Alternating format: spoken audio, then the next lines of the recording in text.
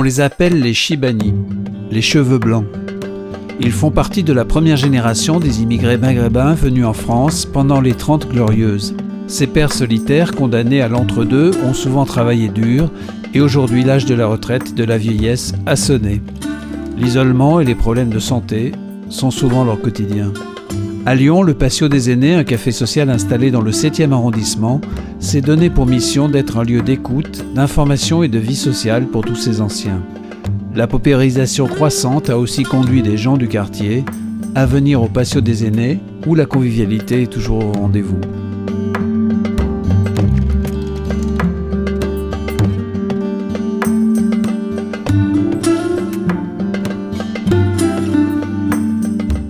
Ils ont travaillé jusqu'à l'âge de la retraite. Ils ont obtenu la retraite. Et en théorie, en tout cas, c'est l'histoire que l'on s'est racontée en France, ils allaient rentrer chez eux. Mais ils ne sont pas rentrés chez eux. Donc la question aujourd'hui qui est posée, c'est pourquoi ces personnes continuent à vivre dans des conditions extrêmement précaires, difficiles. En tout cas, au plan de l'habitat, c'est très clair. Pourquoi elles restent là? Alors la raison, la réponse, j'ai commencé à la donner, c'est parce que ces personnes qui ont occupé souvent des postes extrêmement difficiles, dans le bâtiment notamment, mais aussi dans les secteurs les plus durs du monde du travail, sont extrêmement usés et donc ont besoin de soins. Et pour bénéficier de leurs droits en France, ils restent au pays, avec... en faisant la navette entre le pays d'origine et le pays d'accueil. On est dans une histoire de provisoire qui dure, voilà. C'est l'histoire qui a commencé en 62 avec du provisoire, et ce provisoire, ça finit par devenir définitif, si je puis dire. C'est comme ça qu'on commence à oublier, c'est comme ça qu'on... c'est ce qu'on appelle la mémoire immédiate. On a besoin d'une mémoire immédiate, et puis on va faire son marché, et puis on dit... Ya Rabbi, qu'est-ce que je voulais... On va dire, tiens, qu'est-ce que j'ai vu là? Vous voyez, on va chercher, on va pas trouver. C'est pour comprendre ce que c'est que cette histoire de mémoire immédiate. Si je prends un exemple en termes de droits sociaux, de droits santé, moi je m'occupe beaucoup de problèmes de santé, mais également de droits de retraite, de retraite vieillesse, etc. Évidemment, il vaut mieux avoir l'ancienneté parce qu'il y a des droits qui sont exportables et d'autres qui ne le sont pas. C'est mieux, c'est avec ça. Totalement, je mange les volets. Non. Qui c'est qui veut du pain de mie pour le saumon fumé? Il y a le restaurant Saint-Michel qui a fermé, qui était donc sur le quartier. Et donc depuis septembre, il y a un repas qui se fait au moins une fois par mois ici au Patio pour pouvoir continuer à ces personnes de pouvoir se rencontrer à nouveau sur le quartier pour pas que ça meure. Très contente d'être là avec elle et que voilà, c'est comme ce repas-là, c'est un repas familial en fin de compte et c'est bien, il y a de l'ambiance. Quand on vient là, on oublie nos soucis. On parle, on se raconte tout et on se croirait presque qu'on est en famille. Le constat, c'est que les retraités migrants aujourd'hui ne repartent plus au pays, chose que la France, elle a toujours pensé qu'ils partiraient. Donc nos primo-arrivants, ils sont là, ils ne repartent pas parce que y a beaucoup de choses qui ne sont pas transférables au pays, ils sont vieillissants, ils sont malades et ils ont besoin de soins comme tous les autres.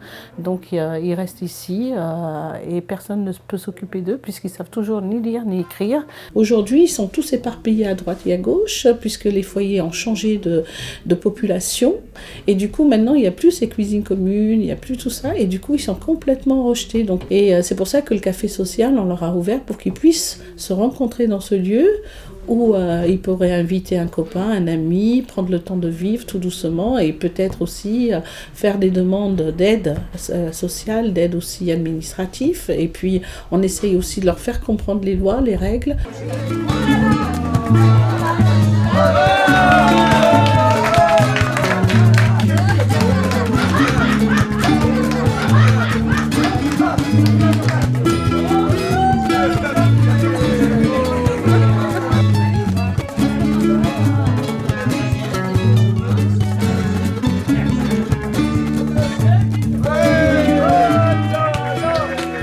les Chibani, ils restent ici, ils ne repartent plus au pays. En plus, la retraite est peu... Enfin, ils ont une très faible retraite et ils ont toujours été le parent portefeuille. Donc, ils ont une mission et au jour d'aujourd'hui, ils ont besoin d'être reconnus dans cette mission encore plus qu'avant. Parce que tu vieillis, tu as l'impression que tu sers à plus rien, alors que eux, ben non, je sers toujours, je suis toujours là, et regardez, je peux encore vous aider. Aujourd'hui, même là-bas, ils ont grandi, les enfants et tout ça, les petits-enfants, ils existent. Alors certains ont su garder des liens très forts, et même les petits-enfants, ils aiment leur grand-père et tout, puis d'autres, ben, c'est resté l'homme invisible, quoi. Donc c'est celui qui vient, qui donne de l'argent, qui apporte des cadeaux, puis voilà, c'est tout, quoi. Puis après, il repart et il n'y a plus rien. Non, non, il n'y en a plus. Il a repris. Ouais, ce voleur.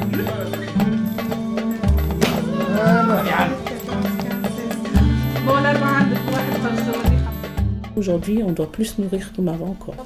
Parce que sinon, c'est toujours le camembert et le morceau de pain. Hein. C'est voilà comment ils mangent tous les jours. Parce qu'on le voit, parce qu'on a créé une épicerie solidaire. Et grâce à cette épicerie, on leur fait des colis. Mais si on les entendait, ils prendraient que le camembert et le morceau de pain.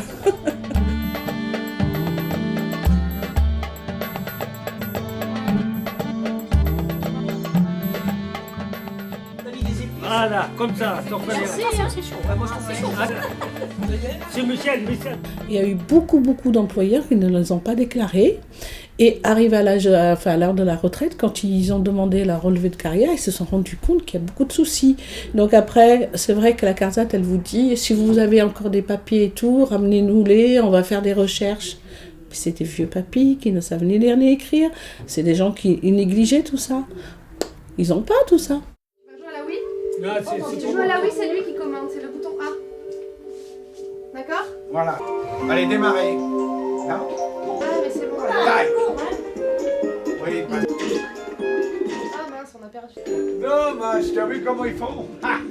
C'est bien. L'objectif, ce serait de faire participer aux gens, les faire participer dans plusieurs formes.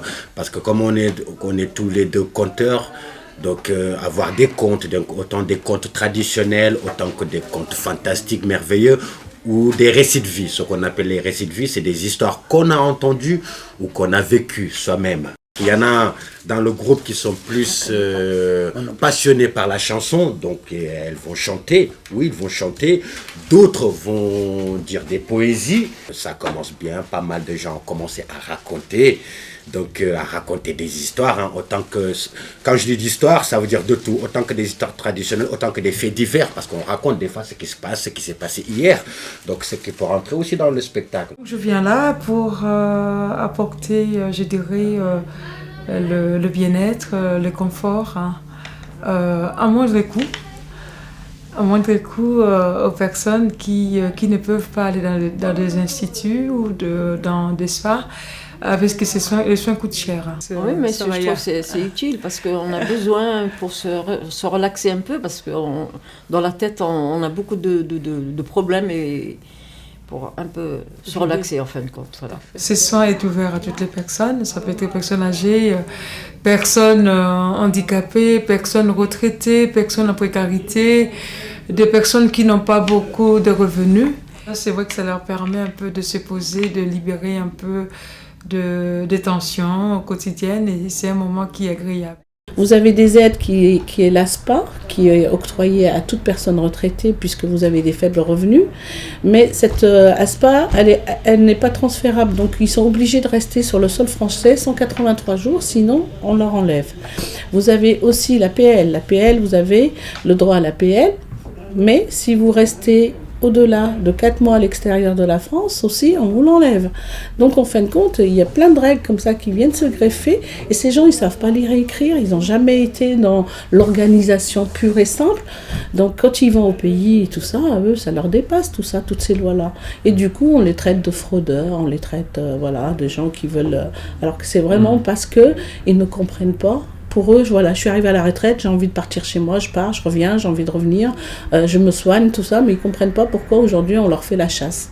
Aujourd'hui, il y a des foyers que j'ai connus avec une population majoritairement étrangère, particulièrement enfin étrangères, surtout maghrébines, il y a des foyers où il y a aujourd'hui 50-60% de personnes d'origine autochtone.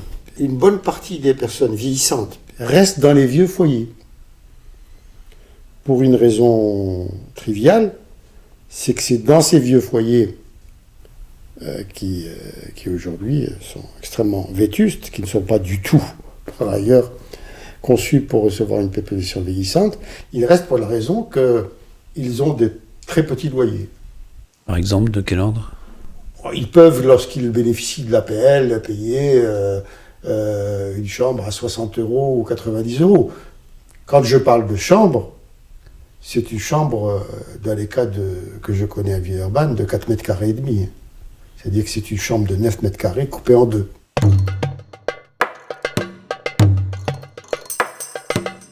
Houssen fréquente régulièrement le patio des aînés. Originaire de Tunisie, après de nombreuses années de travail en France, il vit désormais la précarité dans quelques mètres carrés dans un foyer comme beaucoup d'autres. Au patio, il retrouve une vie sociale, des conseils et une aide. Je suis venu en France presque 22 ans, ou 21 ans. C'était pour travailler Pour travailler, pour le travail. Et au départ, vous avez pu envoyer de l'argent au pays? J'ai construit ma vie d'ici en France. Peut-être ils vont me donner un autre logement comme ça. Si je trouve un autre logement, je change d'ici, c'est pas bon, c'est un foyer. Et vous payez 300 € de loyer par mois? Ouais. C'est cher quand même. Et ici, vous n'avez pas le droit de recevoir des gens chez vous, dans votre chambre? Non, on n'a pas le droit, ils ont dit, on n'a pas le droit. Ou même si il y en a quelqu'un où tu le mets ici, où c'est une chambre pour une personne ou une demi-personne. Hein. Je tire des palettes plus que 1000 kilos avec un transpal, c'est pas électrique, normal. Il faut des colis de 70, 80, 60 kilos comme ça. C'est ça qui m'a fait mal. J'ai travaillé presque 4 ou 5 mois. Et après, maintenant, je suis en validité. Parce qu'il a 55 ans. Ah, d'accord. 52, 53 ans. Je suis obligé de venir ici. Si je reste là-bas en Tunisie, je n'arrive pas à construire une famille comme ça. Même si je suis loin de ma famille, je suis content. Je suis très, très heureux que je vienne ici en France. De la vérité. Et pour les années à venir, vous souhaitez rester en France ou est-ce que vous envisagez d'un jour de revenir jusqu'à la mort. En France? Je reste ici jusqu'à la mort. Mais une des grosses questions, en fait, c'est la question de symbolique et de la reconnaissance de ce pays, de leur contribution à l'économie. On pense évidemment aux 30 Glorieuses et à tout ce qu'ils ont fait objectivement en tant que travailleurs pour ce pays.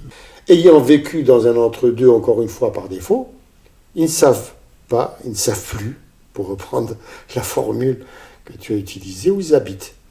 C'est ce que j'appelle le syndrome de la valise dans la tête. C'est des gens qui m'ont dit ça. J'ai ma valise dans ma tête. Ils n'ont pas pu symboliquement poser leur valise. Voilà.